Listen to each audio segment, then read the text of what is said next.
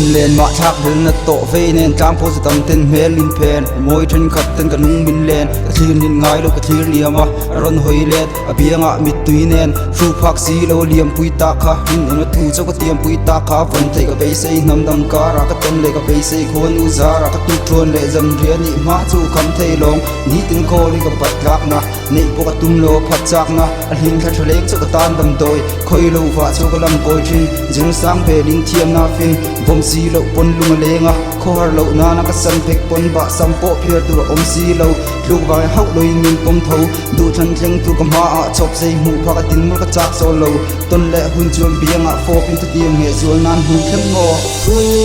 du om chu o her chok thoi se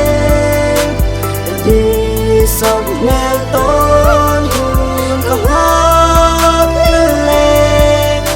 kami ku le shia ten alam doi lu le nin hen chin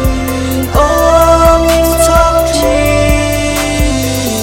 Ral zel lum len reng liam pui si lum shing hun chian na phek chu ka the ka lum dan tu che ro ting ka che ka rin nai ngot chen rei du ze ka vong zel oi nei lu min pe ka mi tha a la nang ma ngot cha ma eng kim kim na nang ma a che ka eng kim ka da kim o mun hu chu to ka phang thar thin min kai to thin na hun lu ten kan pa ni a ram kan din ka lu lum zo la vitel lo chuan ka lam hlak wa nga ka ra do thu di than thom chang nit lom lwa a phe na thu dik chawa poi mo to ka lam hlak wa nga alung len thu sei chot cha kin nim kol fo ka ngai em chu ka piak ta ka ngai zul van ka tra chak pha mu vat chak ka phi de chen ama a cho ka lom thu ta ka him nan hum poi kiang a cho ka du ber le fam kin i fo ma hun ti ka clear tin him ta ka lom chi chen ti ti ai chan ching ka rot an shia chen ko ka sei non fo i ngai to om lo ka ngai to chen kan ngai pui tu ra lom kan tra pui mek tun hun tan chuan to phat se ka ma ngai chen za ni na tan chuan mut tui le